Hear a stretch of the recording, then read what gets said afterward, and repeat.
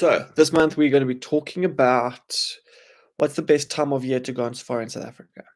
Okay, so this will vary from person to person depending on what you're looking to experience, what your expectations are, all these little type of things, and obviously your budget and how many people going with you, whatnot.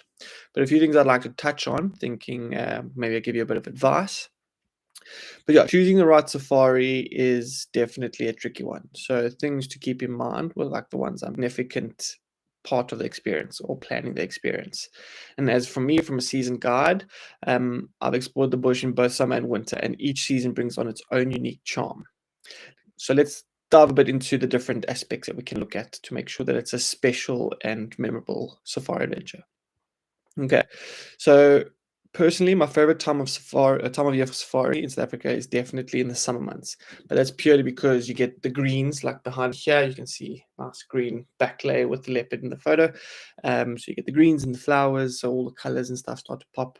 Also, what we see happening is a lot of the migratory birds tend to come back to South Africa. So me as a person, like my personal preference is definitely in summer because I'm a keen birder. So yeah, that's one of the reasons why I would suggest that, well, I would come in summer. But yeah, things from birds to the colors of the trees to reptiles are coming out, insects coming out. I know insect everybody's vibe, but the creepy crawlies can be quite interesting and unique in their own rights. So you get a lot more of a broader experience in the summers. You get to experience and see as much as possible. Whereas in the winters, what tends to happen is you've got very dry, harsh bush. So it's the dry seasons in the interior of the country of South Africa. And this leaves for a lot of the smaller things going dormant. The reptiles go into their brumation state. Insects are few and far between, also like trying to stay alive in the dry seasons. And then the bigger animals are the ones that usually pop out a bit more. There's less brush, there's less grass to keep them hidden. So big five sightings tend to be a bit more in the summers. But anyways, we'll get to that in a little bit. Okay, so what we'll think is winter. Okay, so summer holds all the beautiful colors and whatnot and holds a special place in my heart.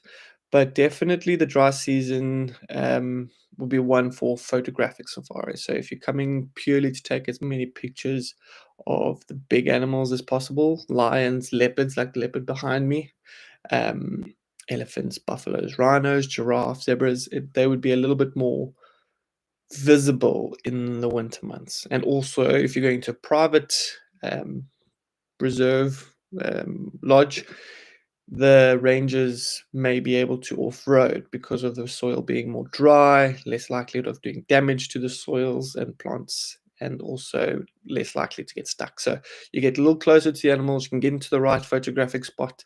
So definitely in the winters would be for photographic safaris.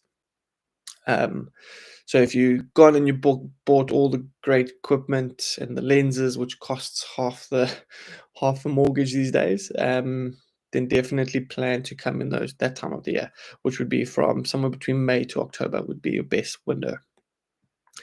If you're coming more for the overall experience of Africa and like the small little things that you might miss a lot of the times, then summer's your bet. So coming from October to about April would be your best option there. So in South Africa, we do have spring and autumn, but we tend to just sort of refer to both winter and summer months. It keeps it, because we don't have huge fluctuations in temperature or growth and whatnot. It's definitely more of a two.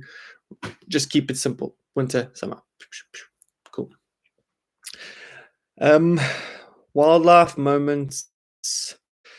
Movements in the summer. Okay, so one fascinating aspect of the summer movements of animals that I've seen is with the big cats. With the rains washing away a lot of scent marking posts for territorial cats like lions and leopards, even cheetah, they tend to move around a little bit more after the rains have happened to reaffirm those scent marking points, which means they are potentially a little bit more easier to track and or see on the roads, which is quite interesting because what happens with the roads is they form these nice, huge paths of least resistance. So a lot of the cats tend to just follow these pathways to get from point A to point B, covering ground with as little energy exerted as possible, so that the roads then form that, and that's where there'll be scent marking. So potentially a little bit more movement in the big cat side during the summers. That's personal experience. That, however, in the winters you get just as much movement. Like I said, you get off road, you get a bit closer. So regardless if they're on the road or not, definitely still get to see them in the winter. I mean, in the summers and winters both. With the rainy seasons, okay. So if you're planning a safari, you definitely want to make sure that you are aware of the rain in South Africa's interior during our summer months. It is usually quite a lot of rain, so downpours, periodic downpours. So you could be going on a couple safaris where you're being bucketed down on getting completely drenched, and that then leaves you with, maybe not the most comfortable safari experience where you're wet and you're a bit cold and soggy, but it does add to the experience. So if you're one for a bit of adventure and adrenaline, that adds definitely to the whole experience with that. Being a safari guide that's been in the industry for quite a while now, I've been through my fair share of those experiences, but it's not a train smash. Loads of safari lodges tend to give you ponchos on the vehicles. Obviously, the vehicles are open. There's no roof on top like you'll see in East Africa. So what we do is we give you ponchos. Ponchos cover your whole body, and that keeps you pretty much dry. So you kind of sorted. The rangers tend to get a little bit more wet than anyone. So yes, keep in mind about the rains in the summer months. In the winters, it will get a bit brisk, so you will see little temperature drops in the mornings, or early mornings and late evenings. Temperature does drop, but it's nothing extreme. Just a jumper or a jersey or something, a jacket will go a long way. Okay. Planning your safari experience around these aspects. One thing you want to first check out is if there is child-friendly facilities if you're coming with a family. So if you're seeing lodges offering 16 and up, it generally will mean that there's potentially no fences around the lodge itself. So animals may wander in and out of the lodge, which may not seem too worrisome if you're thinking of bringing little kids. However, if you look at predators, leopards and lions, potentially hyenas even, may see small humans or kids as an easier target, and it's just a risk loads of lodges are not willing to take. So if you're planning on coming with young ones, I mean, loads of travel agents will give you probably the same advice, but look for lodges that can cater for this. One of these lodges is where I'm currently based at, which is Thorny Bush Safari Lodge. Just no, not getting paid for this, just mentioning it, that they are kid friendly. There's a brilliant little kiddies backpack adventure system that they got going on. So if you're looking to bring your family anywhere, definitely one good lodge to look at is the Thorny Bush Safari Lodge. Pricing also may vary depending on lodge to lodge. Different areas might be a bit more expensive. Take one that's quite a famous reserve is the Sabi Sands. Sabi Sands prices are a little bit more than some of the other reserves you may find in South Africa. Which brings me to, if your budget is a little bit lower, you can do budget lodges. They may not be luxury 5-star, but the game viewing will probably be the same, because a lot of these lodges may traverse in the same reserves. They just don't have the facilities of a 5-star facility or lodge. So yes, there is lodges to match your budget. I can't list all of these lodges at the moment, or the ones at least that I know of, but if you feel like you have any questions, drop a comment, pop me a private message, and we can go from there.